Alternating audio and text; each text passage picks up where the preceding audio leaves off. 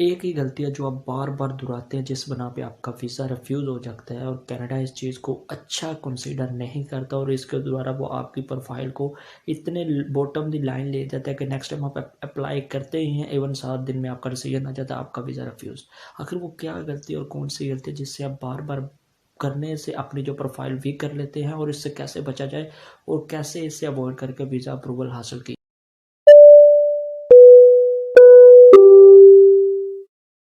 جائے۔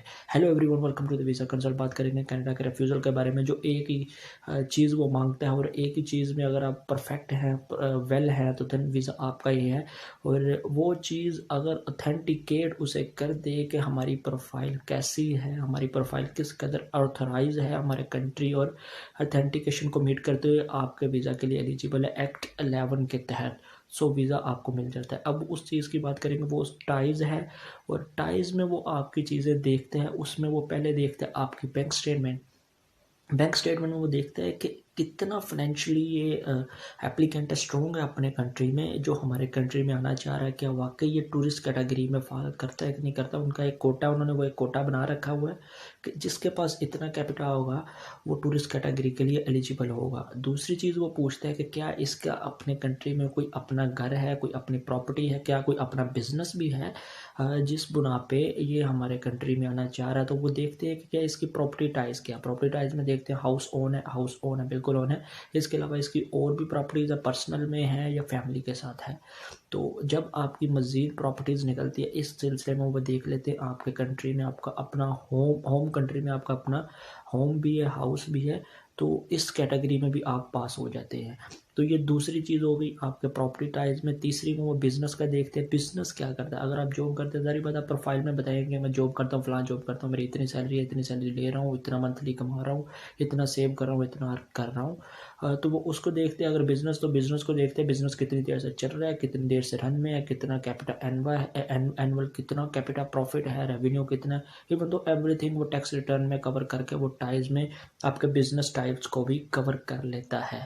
اس کے بعد جو چوتھا آتا ہے، چوتھا جو ٹائز وہ آپ کا دیکھتا ہے، وہ دیکھتا ہے آپ کی فیملی۔ دیکھیں کینیڈا کا ایک واحد اصول ہے، جب آپ کینیڈا میں امیگریٹ کر جاتے ہیں تو وہاں پہ جا کے آپ اپنی فیملی کو انوائٹ کر سکتے ہیں۔ دوسرے کنٹریز میں جب آپ کی میرج ہو جائے، اپنی فیملی کو انوائٹ کرتے ہیں، تو وہاں پہ آپ بیوی بچوں کو انوائٹ کر سکتے ہیں، مدر اینڈ فادر کو، اپنے مدر اینڈ فادر کو بھی انوائٹ کر سکتے ہیں۔ بٹ کینیڈا ایک واحد کنٹری ہے جہاں پہ آپ جاتے ہیں، جب وہاں پہ آپ جاتے ہیں تو آپ اپنے فیملی ٹائز، ان کو گرینڈ پا، گرینڈ مدر اور نانی نانا وغیرہ کے بھی اپنے ٹائز شو کر سکتے ہیں کہ میری فیملی اتنی بڑی ہے۔ تو وہ فیملی ٹائز بھی آپ کا دیکھتا ہے۔ یہ اوفیشیل کونسلر کا جو ہے آنسر ہے ان کا، کہ جب ہم ویزا ٹیسٹ کرتے، ویزا کی پروفائل جج کرتے ہیں تو ہم دیکھتے ہیں کہ اس کے فیملی ٹائز کیا ہے۔ تو اس فیملی ٹائز میں وہ یہ چیز بھی دیکھتا ہے کہ کیا اس کی فیملی کتنی بڑی ہے، کتنی اسٹرونگ ہے۔ وہ آپ کے نانی نانا دادی دادا، جوائنٹ فیملی کو وہ زیادہ کنسیڈر کرتا ہے پروفائل میں، ویل پروفائل ہے، یہ جائے گا، یہ ریٹرن آئیں گے، اس کی فیملی بہت اچھی ہے۔ اگر آپ کے فیملی کے ممبر 4 ہیں، 3 ہیں، تو آپ ویزا اپلائی کرتے ہیں بالکل دوسری چیزوں کو اگنور کرتے ہوئے، تو ٹائز میں آپ مار کھا جائیں گے، ٹھیک ہے۔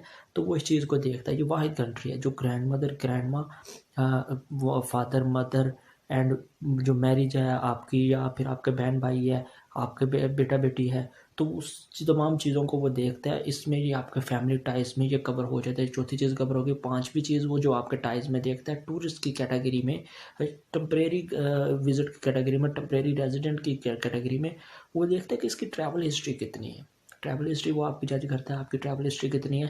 تو آفیشیل کونسلر کے مطابق 5 کنٹری کی ٹریول ہسٹری ہونا لازمی ہے، بٹ اس میں یہ نہ ہو کہ آپ نے دیکھیں ایک ٹور کر لیا ہے اور اس ٹور میں آپ کو جو دوسرا ویزا فری پڑ گیا۔ جیسے دیکھیں ایک یورپ کا ویزا لگ جائے تو آپ کئی کنٹری میں فری ٹریول کر سکتے ہیں، ویزا آن ارائیول ہوتا ہے، بہت چیپ پرائس میں مل جاتا ہے، کسی کنٹری میں فی نہیں ہوتی۔